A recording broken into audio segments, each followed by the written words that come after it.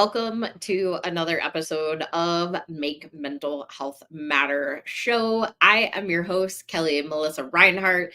Thank you so much for joining me. If this happens to be your very first time watching, I'm so excited for you to be here.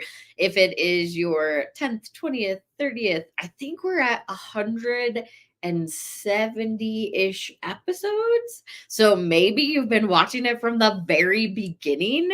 No matter what, thank you so much for watching. And I don't have a guest for today. I didn't intentionally do that, but I think that it happened for the purpose because there are some really exciting things coming up, and we are going into, well, we are in National Suicide Awareness and Prevention Month, which is the whole month of September. What I wanted to do today is give you information as related to the month itself, what my nonprofit Make Mental Health Matter is doing this month, how you might be able to help yourself or help others. And then, I don't know, we'll see where it goes from there because that'll probably be a lot of information. But I really wanted to give you some tangible tools for the month of September as we look at National Suicide Awareness and Prevention Month. So, if you're not familiar, or maybe you aren't in this space that you have chosen to be familiar with, the whole month of September, every single year, is National Suicide Prevention and Awareness Month. And there is one week that is the week of, so there's a week inside of the month, and then there's a day inside of that week. And so the week of National Suicide Awareness and Prevention Month is the first week of September. I'm going to give you the actual dates so that I don't say it incorrectly. And I probably should have written them down before, but that would be like planning. So it's a second week. Sorry, see, I have to correct myself. It is the second week. So it is from the 9th to, actually, I think it starts officially. Man, I should have looked this up. I do this all the time. I'm like, yeah, I'm going to give you some information. And then I don't even really look it up. But I do know that World Suicide Prevention Day is on the 10th of December, which is a Tuesday. And that is generally the kickoff of the National Suicide Week. So I'm going to look this up. Hey, live TV, it's fine. It's good. We're fine. um I was close. Okay, I was close. So it starts at 8th because that's a Sunday, and most weeks, although not the work week, but most weeks start on a Sunday. So that makes sense. So National Suicide Awareness Week is the 8th through the 14th. And I'm going to read you this because I think it's important to understand why we even do the month, the week, and the day.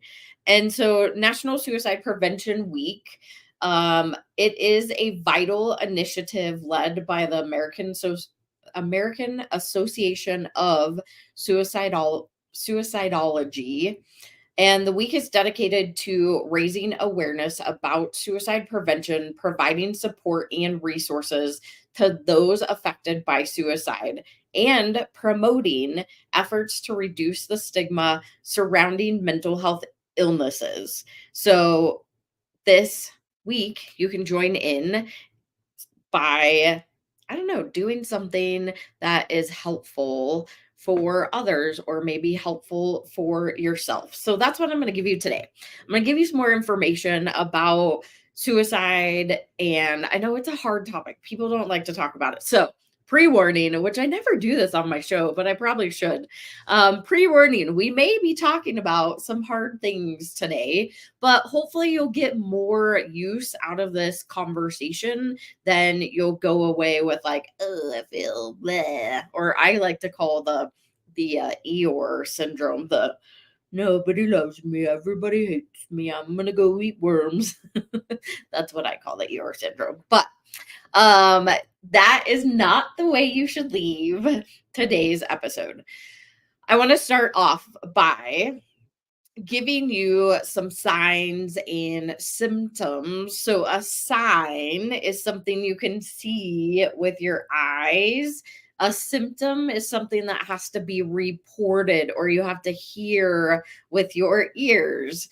So, you wouldn't necessarily, sometimes you can see some of the symptoms, like the behaviors that go with the symptoms, but most of the time they have to be reported.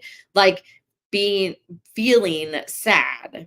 You wouldn't necessarily, I mean, you may see somebody crying, so that's actually a sign. You may see somebody just like mad or upset or you sad, maybe like the Eeyore syndrome, like I was talking about. But normally that has to be reported. Like the feelings of being sad or experiencing sadness has to be reported. You're not necessarily always going to see it because as humans, we are really good at putting these masks over our face and just smiling through the pain. And so oftentimes you won't see when somebody is actually really sad or depressed. And so they would have to report that. So that's the difference when I talk about. I don't know. I'm sure I've explained this before on a past episode, but it's been a while since I've been by myself. So you want to, the signs are things you can see with your eyeballs, and then symptoms are things that you report or you have to listen with your ears. So that's a difference when I'm talking about these two things. So I just gave you a couple of them. You could anybody somebody that might be experiencing sadness. I also, when somebody is talking about death or dying more often, maybe they are starting to give away prized possessions. So if somebody you know has maybe a baby blanket that they've had for years and years and years and years, or maybe they have a baseball card, a hockey card, a soccer player card, whatever kind of card you, a Pokemon card, that is a collectible and they've had it for years and years and years. And then they start giving away these prized possessions. That is a sign that you can notice maybe they're starting to create a plan around the suicide thoughts that they're having. Others could be hygiene. So maybe they are somebody, and I speak from this from experience. Whenever I train this in any of our classes, like we do mental health first aid, I'm actually really excited. I'm going to become a trainer for ASSIST, which is Applied Suicide Intervention Skills Training. I'm in October, I will become one, which I'm really excited. And so back to the signs or symptoms of suicidal thoughts or suicidality. When somebody is wanting to express just how badly they're feeling, we may notice the things that are coming up. So again, could be giving away those prized possessions. It could also be trying to think of ones that would be really relevant. So when we talk about youth, oh, there was a point that I was getting to. Speaking from, that's how my brain goes. It goes faster than my mouth can actually talk. But talking about my experience personally with my sister, she was very much, and I was talking about hygiene. That's where I was. She was very much a upkept person. So anytime we had family events or she was going to an event herself, she was always like did her hair, did her makeup, like very upkept, as I say. But prior to her passing, the December before she passed in February, I noticed that that December, one, interestingly enough, I didn't take any pictures of my sister that day on Christmas, which is really weird because normally And maybe my unconscious mind was like, she looked really crappy. Like I noticed that she was very disheveled. She looked very tired. Her hair literally was a mess. And it wasn't, I didn't know any of this information before. So I've just learned all of these skills over time now. And so she was very unkept. And maybe that's why I didn't take any pictures of her that day. But it's very odd to me that when I scroll back in my phone, I'm like, how did I not take any?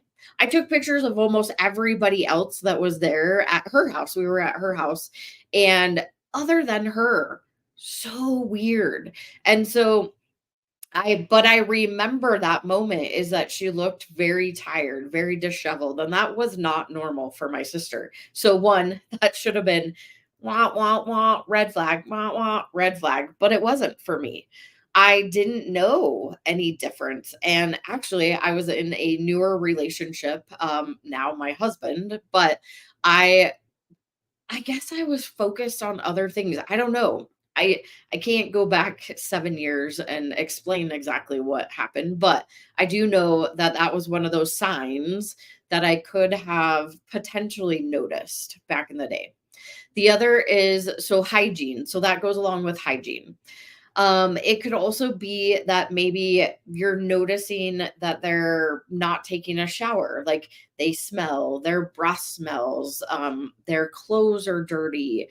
So anything to do with hygiene based, if they're normally somebody that is well kept, and then not all of a sudden, but maybe over time or all of a sudden, they are now looking very disheveled and the hygiene, it doesn't seem like it's very good. So, something to start noticing. Those are all signs.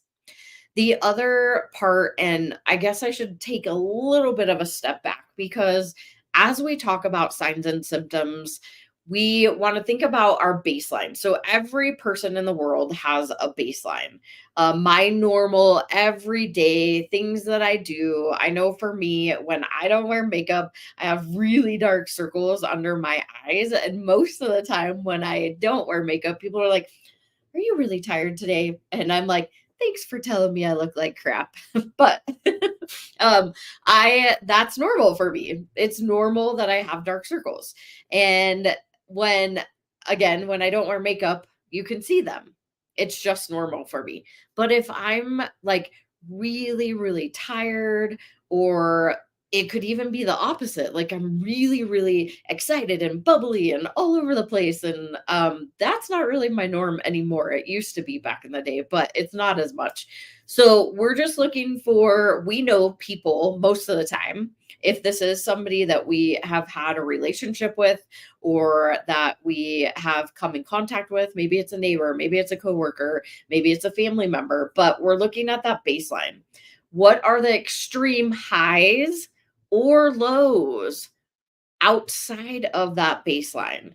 These are the things we're starting to notice. And again, it could be a high or it could be a low. It doesn't have to be one or the other. So, those are things that we're starting to use our noticing skills, as I like to call them. And we're really starting to pay attention. And when we notice these things, asking questions around it. Hey, I, I is a great statement to use here.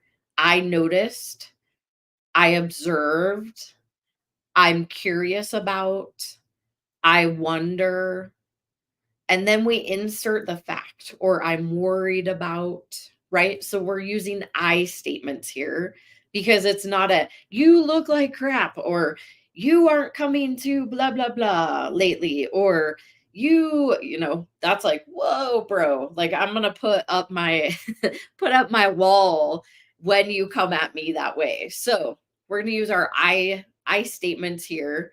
I noticed, I observed, I'm curious about, I wonder, I'm worried about, I observed.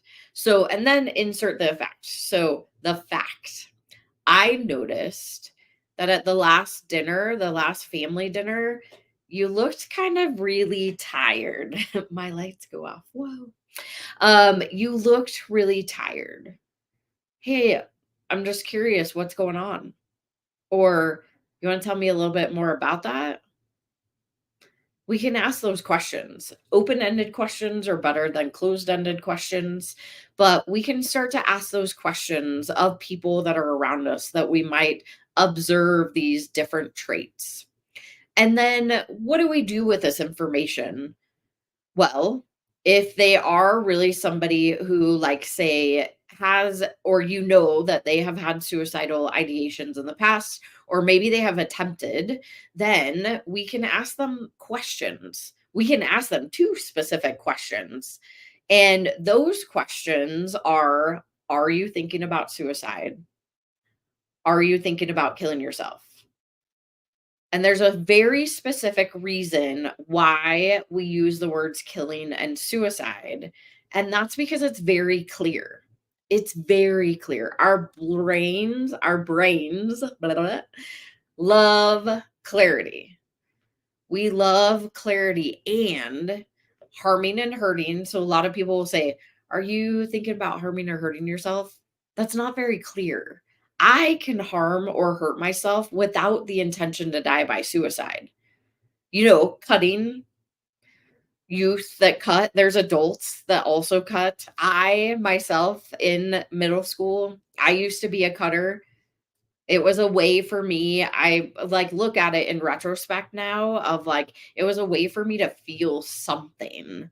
At that moment in my life, I just, like, wasn't feeling much of anything. It was a learned behavior. I actually had a friend teach me how to cut, and it was more like I did some not very good things back in the day, but I was carving like initials in my legs, and it was actually right around the time, and I'm gonna date myself, but right around the time when Kurt Cobain of Nirvana he died, and I was so devastated because he was like my idol in middle school, and I carved a K in my ankle because I was so sad, and that was my, like, way of tattooing myself back in the day. I don't even know, but don't do that.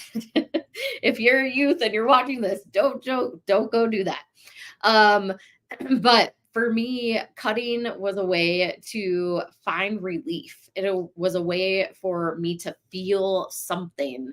And for whatever reason, when I did that, it triggered emotions in me, which is something that I felt like I was lacking at that point in my life. Again, this was way back in middle school. And so, and that's part of non-suicidal self-injury, or NSSI, or cutting. They can cut, burn intentionally, do things like ride on a car, on the top of a car, or like do crazy activities that are maybe not in our baseline, right?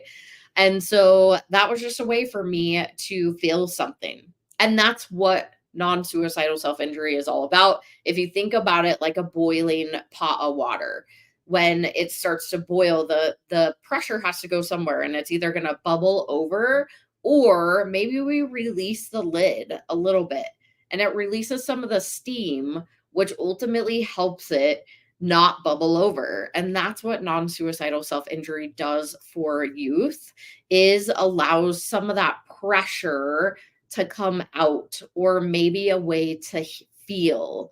So as parents, we have to be reminded, or remember, if you knew this before, that it's not always a bad thing. And we don't want to be the deer in the headlights parent of like, what are you doing? Right? We're going to go back to our noticing skills and our I statements. Hey, I noticed that you have some cuts on your leg, or on your arm, or on your thigh. That happens. I'm curious.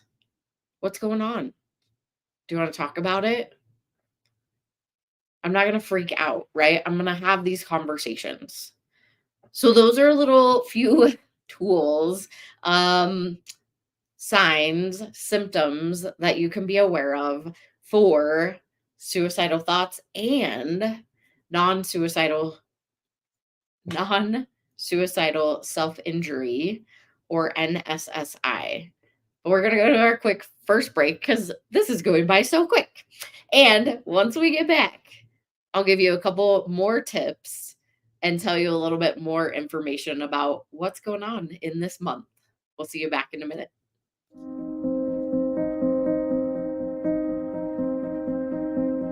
I lost my middle sister, Carrie, to a completed suicide on February 20th, 2017. My story, however, it isn't unique.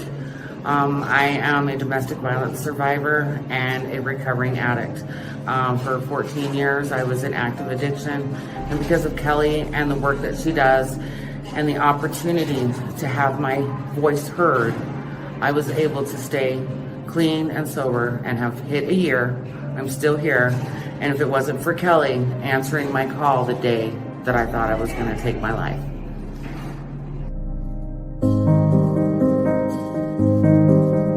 Curious, and I know that I've heard a lot in the BIPOC community, it is very hush-hush. It's like one of those things that you don't talk about. Like, you literally feel like it's not a conversation you can have. So can you talk a little bit more about that? First, shout out to Kelli, because I'm glad that she asked the question. I researched you before I went on your show, and I saw how real and authentic you were. And I just appreciate the question, because it is different, and we have to have tough, courageous conversations. So yes, I always say I'm a triple diversity threat. I'm a Black woman with multiple disabilities. Now, I'm not really a threat, but to other people, I may be, because people fear the unknown and what they're uncomfortable with.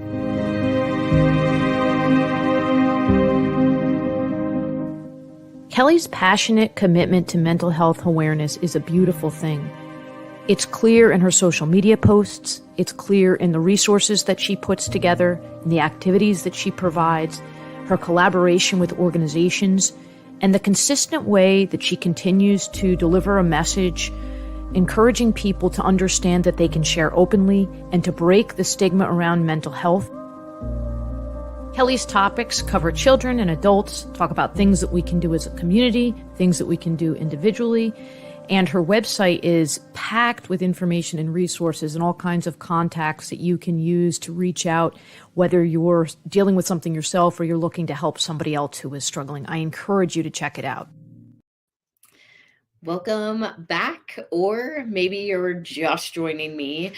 I am your host, Kelli Melissa Reinhardt, and I am so excited to be able to actually do the show solo today, because I am talking, if you happen to just be joining, I am talking about some things that may be hard to talk about, and that is September, which is National Suicide Awareness and Prevention Month. There is 1 week that is National Suicide Prevention Week, and there is 1 day that is World Suicide Prevention Day.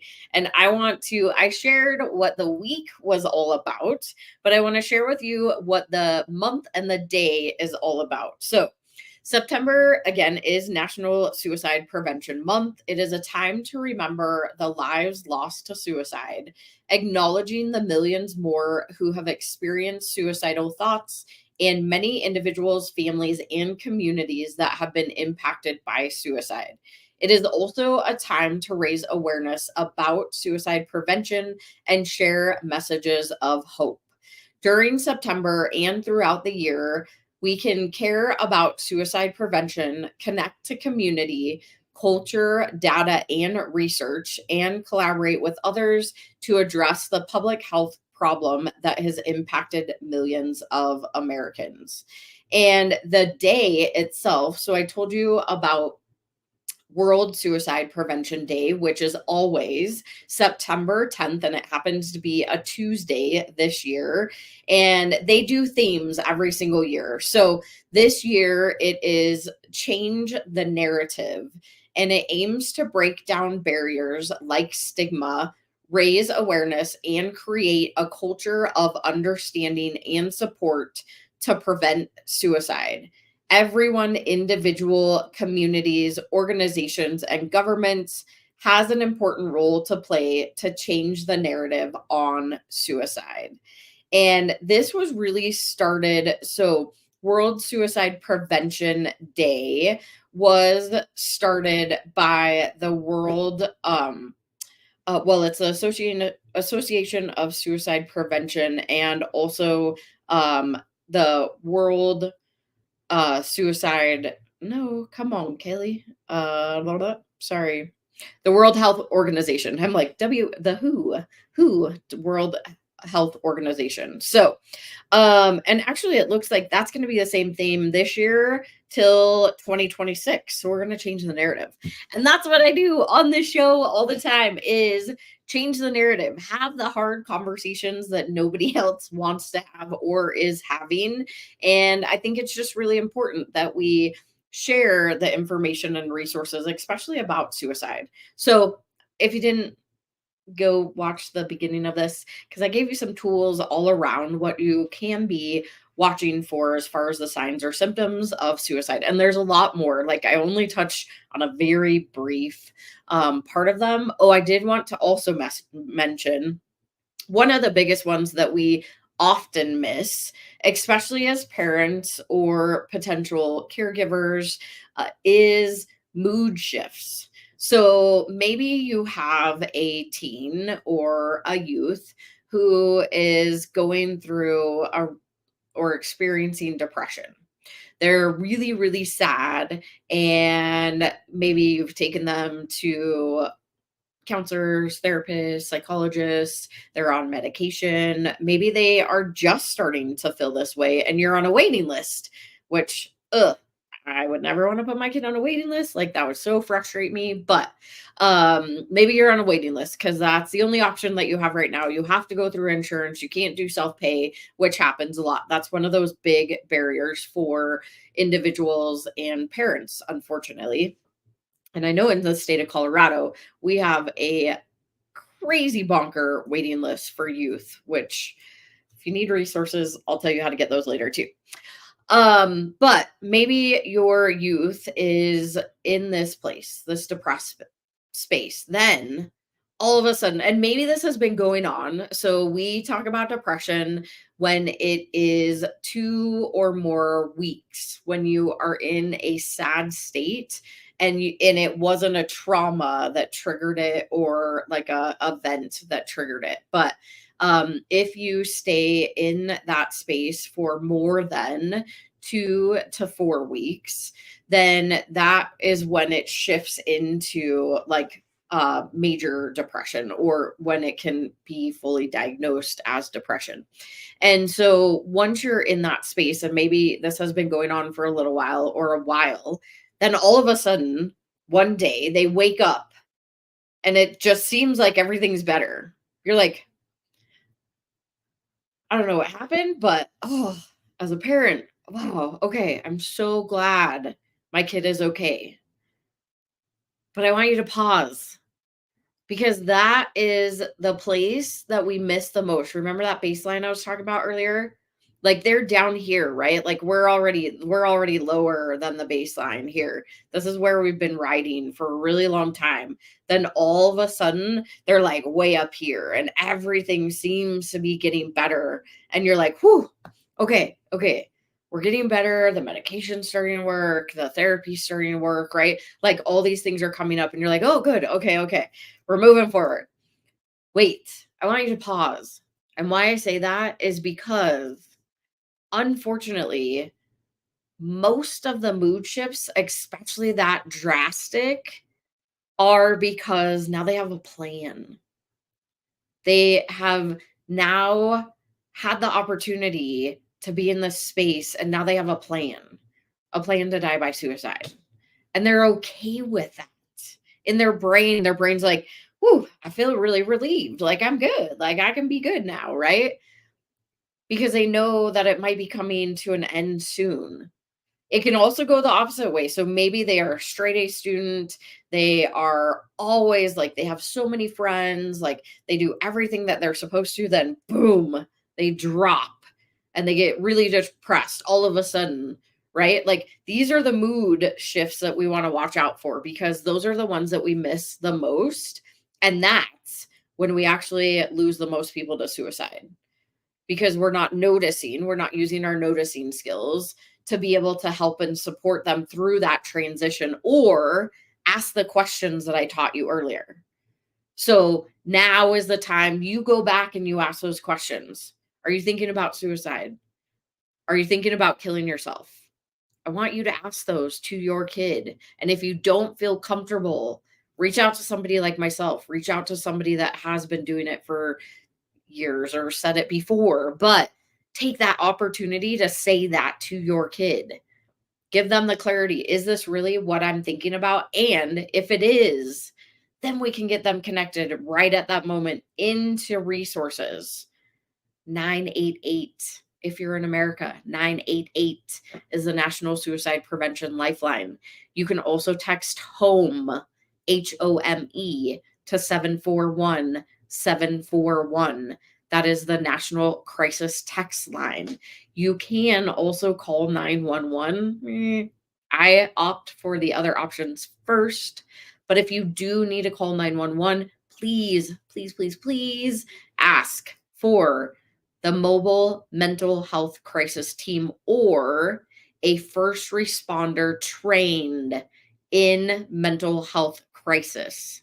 It is very important that we make these calls and we ask for the people who are specifically trained to help these individuals through this. You can also, if you choose and you have no other options, you can take them to an urgent, not urgent care. I wouldn't go urgent. Well, you probably could go urgent care if that's the closest. But if you have an ER, you can go there. Most likely they're going to get admitted on a 72-hour hold, but they are safer in there than out on their own potentially. But what I can say is that get in contact with a crisis team right away, whatever number, whichever resource you choose to use, but get a hold of a crisis person or team. Or maybe if you've been trained, maybe you've come to one of my classes and you've taken the mental health first aid class wherever you're located. I know it's a nationally recognized program, but refer back to your training. But the cool part about here is if you're not in active crisis, right? Like maybe they're not actively trying or they didn't attempt or whatever it might be, listening at this moment can be really, really powerful.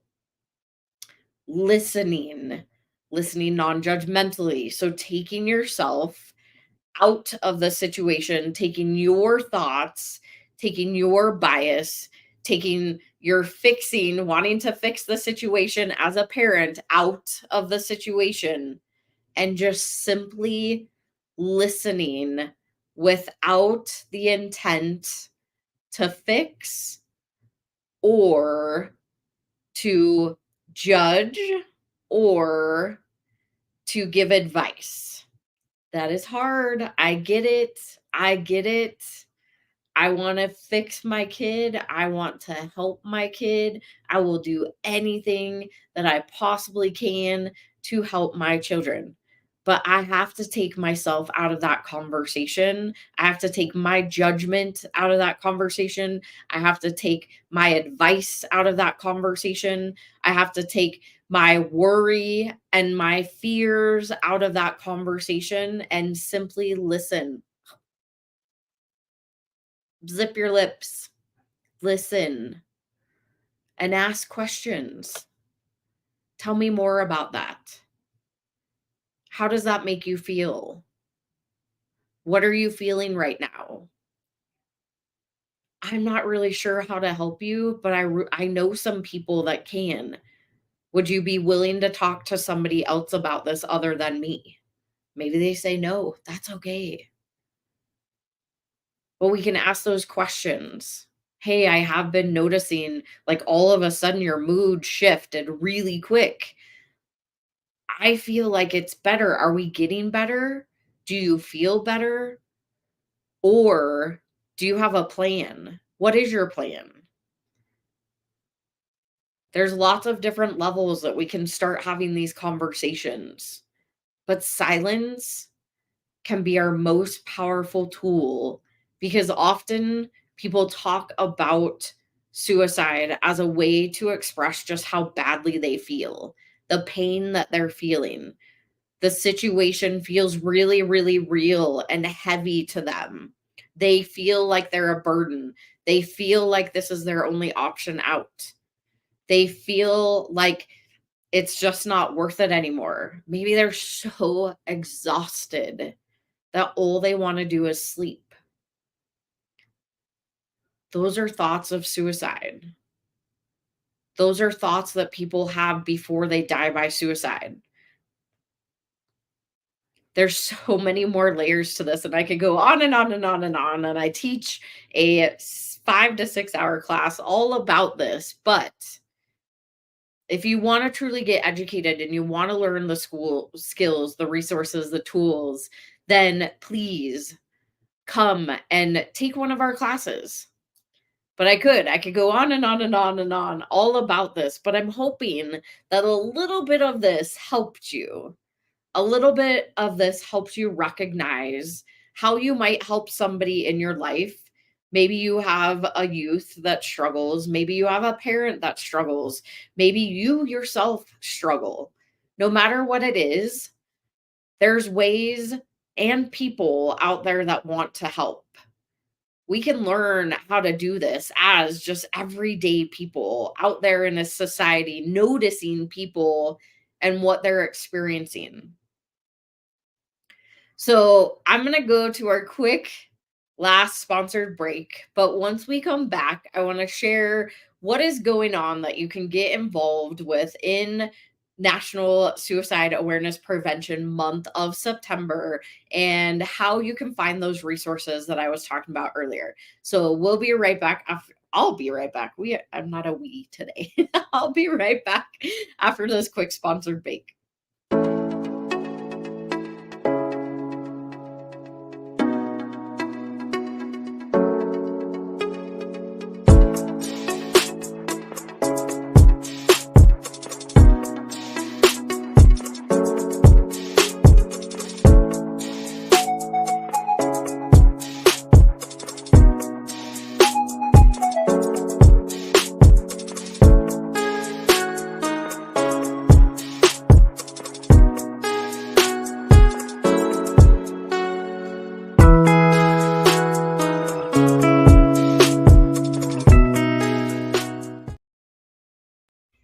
Hi, Laura Cross, your host for Mindful Mondays, every Monday at 1 p.m. Central Time, where you can embark on a transformative journey of self-care and ultimate happiness. Tune in to the Voyage to Vitality channel on the Achieve TV network. Mindful Mondays with Laura Cross. Be there, be mindful, and join us on E360 TV. Hi everyone, I am Sinead from Bredor. I'm from Johannesburg, South Africa. Please join me in my Power Hour every Sunday, 12 o'clock Pacific Standard Time on E360 TV. Mwah! And like that, we're back. I say we because I always have a guest. I am back today. All right. If you are just joining, make sure you go back. There was a lot of goodness. I'm talking about some hard things today. Suicide during National Suicide Prevention and Awareness Month. We are with my nonprofit. That is a we. We are doing some really cool things this month. One including an actual E360 Summit on World Suicide Prevention Day. So that is again September 10th, and I will have special guests on here. I'm still putting together the guests. I'll have them by the end of this week, but I am going to have guests who have either attempted suicide in the past or those that have lost somebody to suicide. And I think it's just going to be a great conversation. So far, it's mainly men. So I don't think I've done a summit with mainly men yet. So men's mental health is just as important as women's mental health. And I think the conversation, we actually have more men that attempt suicide than women generally, but I bet you there's a lot more attempts that have not been reported from women. So I think that'll be really interesting. And that'll be at 5 p.m. Mountain Time, so Denver Mountain Time which is Tuesday, September 10th. It'll go from 5 p.m. to 7 p.m. So right on E360 TV. You can watch it on the main page. That'll be really, really cool. The other things that we have going on is we do, like I was saying earlier, we teach mental health first aid classes. It is a nationally recognized program, nationally and internationally. It actually started in Australia and then moved to the United States. And I teach the version of if you are in the United States, then you can take my class. If you're outside the United States, we do have international partnerships that we can pair you up with so that you can also take the training. The other thing that we have going on is so Make Mental Health Matter nonprofit, formerly BCC Evolution. We are getting a proclamation from the mayor of Aurora, Colorado, and it's really all around the month of September and it being National Suicide Awareness and Prevention Month. So that is a complete honor for the work that we are doing in the suicide prevention space. And that is actually also going to be on September 10th. There's a lot on that day, but that is something that's really cool. So we also have our International Film Festival. So every single year we do a film festival. This is our 6th year, and we have films that we get from all over the world. They are all centered around mental health or suicide awareness or prevention. And we had 40 entries this year, which we're narrowing down. We'll have them all listed on the website as soon as possible. But we narrowed them all down to 11 films, and that is going to be really, really cool. Well, it's either 10 to 12. I don't know exact number. Usually it's around 11, but I'm going to have to go back and check.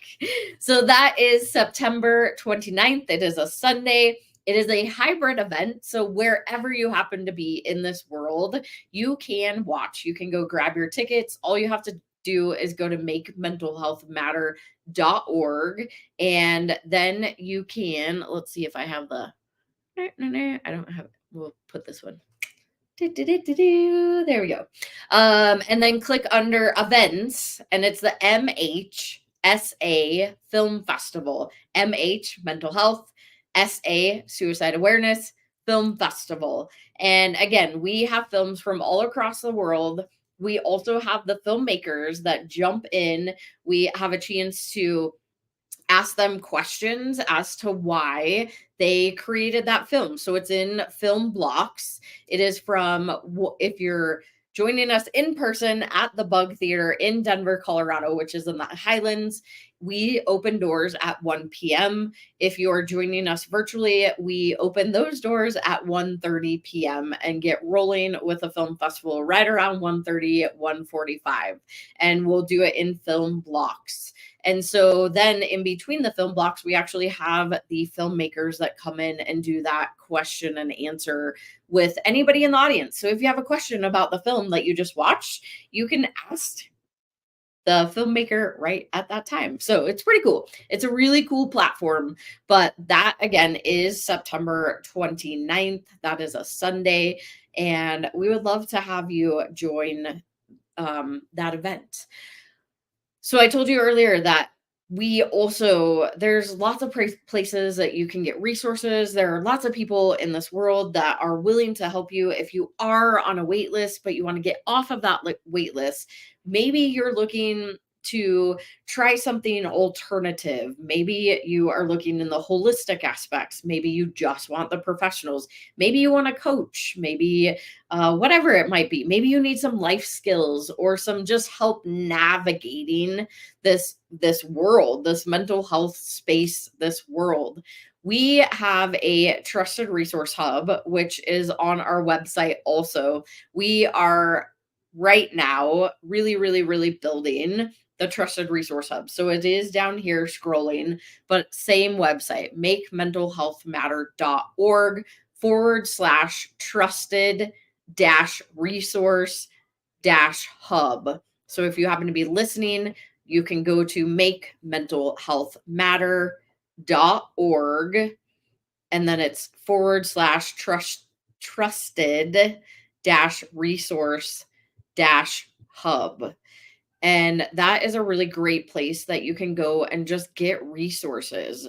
Again, we are building that significantly right now, but it also has all those crisis resources that I spoke about earlier too.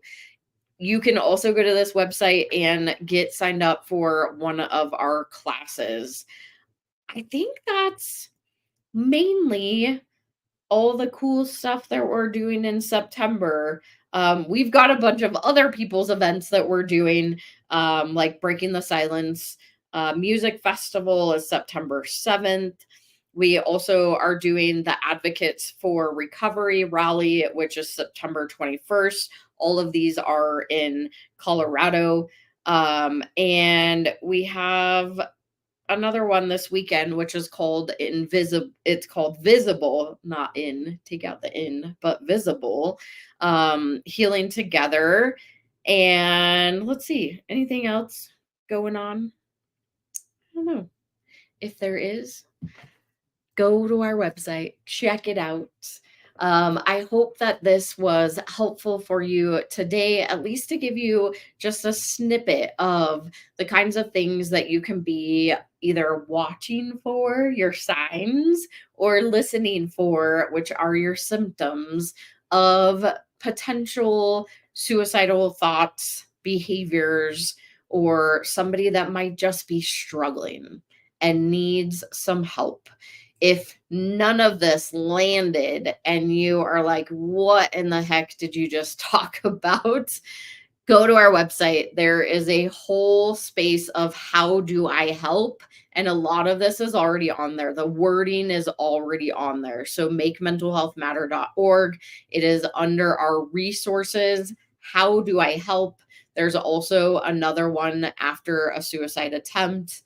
And after somebody loses somebody to suicide. So lots and lots of resources on our website.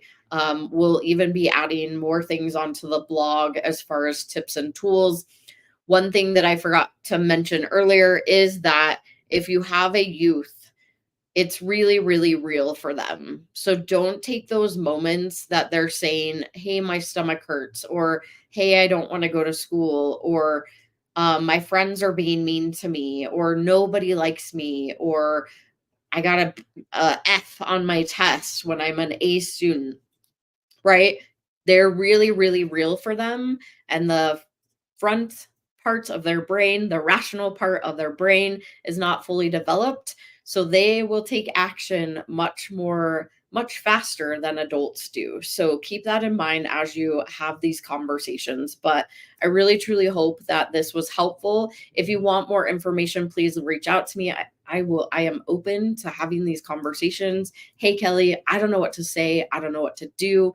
How can I help somebody? Reach out to me. And then if I'm not available for whatever reason, I have a whole team that backs me up that can help too.